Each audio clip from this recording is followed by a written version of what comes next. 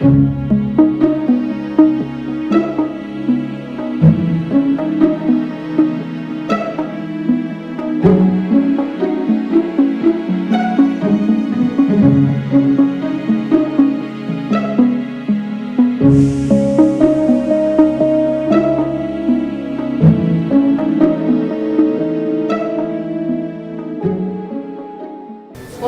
com você que está nos assistindo, nós estamos aqui numa conversa com o professor Dr. Rodrigo Monteiro Pessoa, que é da Universidade La Fronteira do Chile. No primeiro bloco ele já tratou da Previdência Social no Chile, né, que é um sistema de previdência baseado na capitalização. E agora nós vamos conversar um pouco sobre as relações de trabalho, as mudanças do mundo do trabalho, a reforma trabalhista no Chile. Professor, você poderia comentar como que está a questão das relações sociais de trabalho, direito do trabalho no Chile, a reforma trabalhista que teve, quais foram as mudanças que ela propôs, né, e efetivou? Perfeito.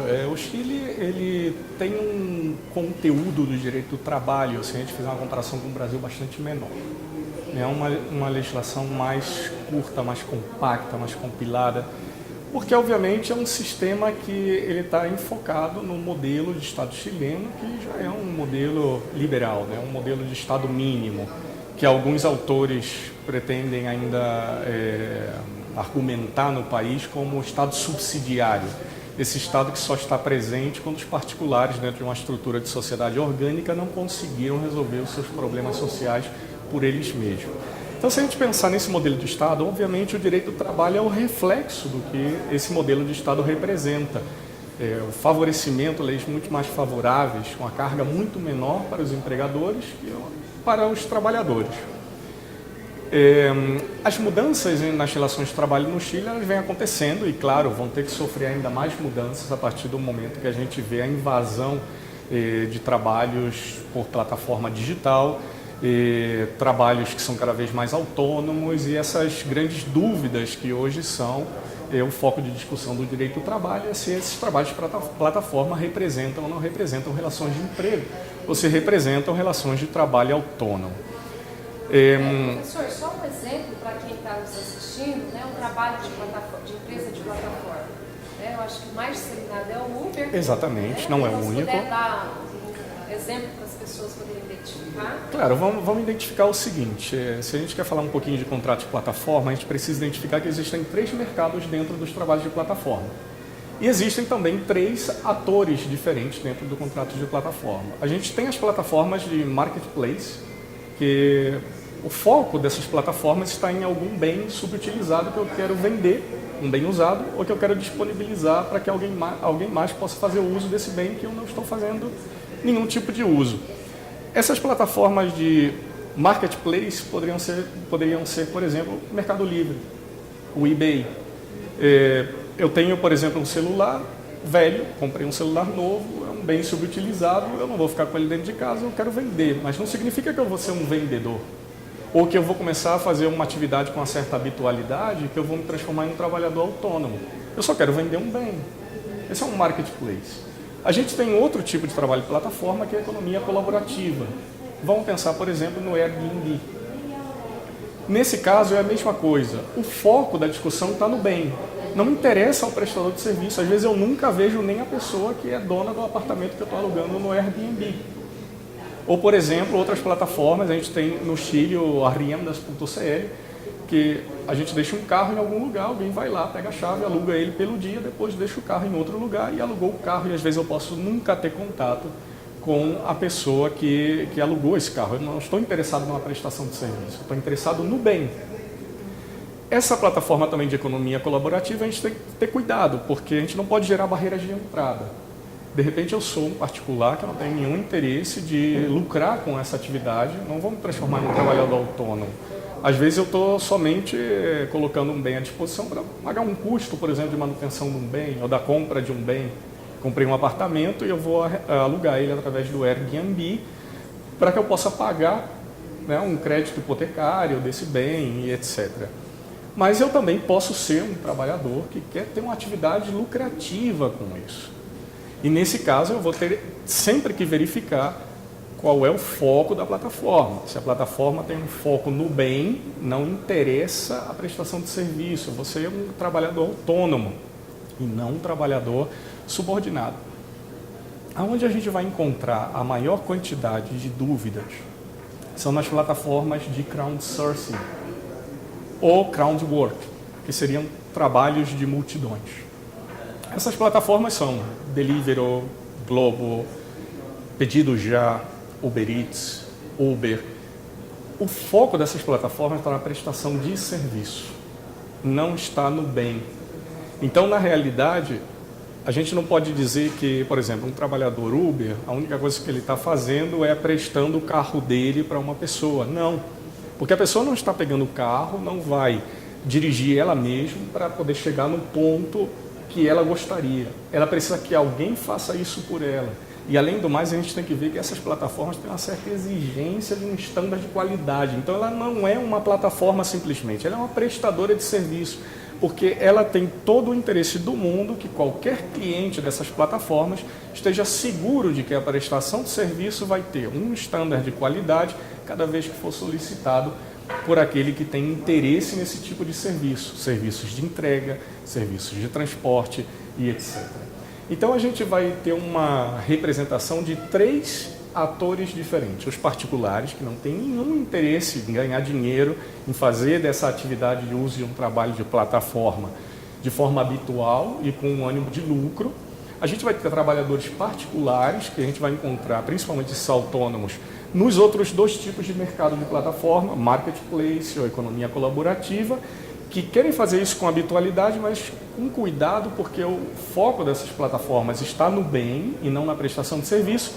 E aí a gente entra no tema do crowdsourcing, que vão ser plataformas onde o foco está na prestação de serviço, e a gente já pode começar a verificar que uma série de exigências para cumprir com um determinado estándar de qualidade, a gente está gerando uma subordinação na prestação desse serviço. A grande jogada que quer essa implementação tecnológica hoje em dia, colocar na cabeça das pessoas que, na verdade, eles são sócios, são empreendedores, quando na realidade a gente está gerando uma sorte de precarização dessas relações, é que não existe chefe. Mas cuidado, a gente não pode pensar nos modelos de empresa, né, da primeira revolução industrial, essas empresas enormes, centralizadas, com aquele chefe direto, que ia coordenar o meu trabalho, que ia dizer para mim o que eu tinha que fazer, que ia exigir o cumprimento do meu horário. A gente ainda tem esse chefe, só que esse chefe está se transformando em um algoritmo. Essa é a vontade do chefe. O algoritmo ele não nasce sozinho, gente. A inteligência artificial ela é uma base de dados, que através dessa base de dados ele vai poder fazer um silogismo com essa informação que foi alimentada no algoritmo. Ela não vai gerar uma vontade própria. Isso é a vontade de alguém. Então, eu vou determinar qual é o estándar de qualidade que eu quero, quais são os programas de incentivo que eu tenho para fazer com que as pessoas que prestam esse serviço sempre estejam à disposição. De uma forma que, apesar de que eu não exijo, por exemplo, que eles cumpram horário, eu tenho uma forma de garantir que eles sempre vão estar trabalhando para mim. Então, essa manifestação de vontade de um empregador já está dentro de todos os elementos de silogismo do algoritmo, que é quem vai negociar o preço, né? O prestador de serviço. Se ele fosse um trabalhador autônomo, quem negociava o preço do contrato de transporte era ele diretamente com o cliente. Né? E, na verdade, esse cálculo é feito automaticamente segundo a análise econômica que a própria empresa já fez e colocou no algoritmo, de que quando você tiver tantos quilômetros, vai cobrar tanto, e o Uber sempre vai cobrar uma porcentagem disso aí. Então, quem é o verdadeiro detentor do meio de produção? É a plataforma. Eu poderia prestar o serviço de transporte sem o Uber, fazendo a mesma concorrência? Não poderia. Eu não posso sozinho, sem a plataforma, fazer concorrência a Uber. Eu posso fazer concorrência a Uber com outra plataforma. O meu carro não é o meu meio de produção. A plataforma é o meio de produção. O trabalhador autônomo, ele trabalha por conta própria. Ele não trabalha por conta alheia. Certo? Então, o trabalhador, se fosse autônomo, o sócio-condutor fosse autônomo, então ele era dono da marca. E o trabalhador não é dono da marca. Inclusive, essas que fazem entrega, Deliveroo, Globo, etc., dizem que o entregador não pode usar a marca de outra empresa quando fizer uma entrega para Rappi, por exemplo. Se ele trabalha para a RAP, ele usa uma mochila que deve ter dimensões que a RAP diz que tem que ter as características que a RAP diz que tem que ter. Ele tem que cumprir a entrega em um determinado prazo que a RAP diz que ele tem que ter. E ele não pode estar usando uma mochila de Uber Eats para fazer entregas para a RAP. Então, são pessoas que não são donas também da marca, não são donas do meio de produção, não podem negociar o preço do serviço que eles estão oferecendo. E existem estándares de qualidade que têm que ser observados e existem barreiras de entrada e condições de saída. Ou seja, a partir do momento que o algoritmo começa a verificar que a pessoa está sendo mal avaliada ou que não está cumprindo com as exigências, não é qualquer carro que pode entrar para fazer serviço de Uber. Estão sendo cada vez mais exigentes com respeito à antiguidade do carro, com respeito a carros que sejam sedã, porque tem clientes que estão começando a reclamar que não pode colocar a mala dentro do carro porque o carro é muito compacto. Então eles geram barreiras de entrada, que é quase uma espécie de condições para contratar o emprego, e tem condições também para poder expulsar esses trabalhadores das plataformas. Então quando a gente começa a analisar o crowdsourcing, a gente começa a verificar que ele está muito mais próximo à relação de emprego, e se o critério que a gente analisava antes era a subordinação, essa subordinação hoje está se transformando em uma subordinação por algoritmo. Professor, é uma análise interessante, porque para os trabalhadores que estão prestando esse tipo de serviço, eles estão se vendo como empreendedores. Até porque, por exemplo, no caso de um motorista de Uber, ele tem que fazer um investimento. Ele tem que ter o carro, ele tem que alugar, ele tem que ter o celular, ele tem que ter a internet, ele tem que ter a água, ele tem que ter uma organização para ele poder prestar aquele serviço. Então ele não está se vendo, né, como uma relação de emprego. E aí ele tem aquela dimensão de que ele vai escolher o horário, né, de que ele vai trabalhar a tal horário. Então eu acho que a gente tem também um impacto muito grande para a subjetividade da classe trabalhadora. Exato. Isso é interessante porque essa é a grande jogada do capital. O capital consegue convencer as pessoas que elas já não são mais trabalhadores subordinados, e que eles são empreendedores. E pensar que eles são donos realmente dessa relação que está sendo uma relação de emprego com contratos de plataforma. Então, o capital vai querer convencer os trabalhadores que é assim porque é conveniente para eles. Quando eles estão economizando de não ter veículos próprios, de não ter celulares próprios, de não pagar a conta de celular dos trabalhadores que precisam estar conectados o tempo inteiro, de não estar pagando pela jornada passiva, quando eles não estão prestando serviço, estão esperando que alguém envie para eles um pedido. E, na verdade, para o trabalhador, a hora está correndo. O dia não vai parar, o relógio não vai parar enquanto eles não tiverem pedido, vai seguir. E essa jornada passiva ninguém está remunerando, ninguém está pagando para eles. Então, isso é interessante para o capital, porque o capital vai se livrando de certos custos, transferindo essa responsabilidade para os trabalhadores, e se eles fizessem uma boa conta, se eles pegassem o lápis, botassem aí a maioria dos serviços por um mês de trabalho, e fizessem um levantamento de todos os custos implicados nessa prestação de serviço dele, ele ia começar a verificar que, na verdade, ele não está ganhando tanto. Professor, a gente poderia voltar então só na questão da reforma trabalhista do Chile, para a gente fechar, né? Quais foram as mudanças então que foram efetivadas e se tem alguma relação com a Previdência e com esse cenário que você está desenhando aqui para nós? No caso, a primeira reforma trabalhista que a gente teve mais tempranamente, ela estava vinculada com tentar melhorar as relações sindicais. São relações que estão bastante precarizadas no Chile. Isso foi em 2016 e entrou em vigor em abril de 2017. Essa tentativa queria trazer um pouco mais de força sindical ao país, que não teve resultados. É uma reforma bastante criticada. A participação sindical no Chile é bastante pequena, apesar de que ratificamos a Convenção 87 da OIT sobre liberdade sindical, a gente tem uma participação aí que beira aos 15% das empresas do país por uma série de exigências que tem para formar sindicatos.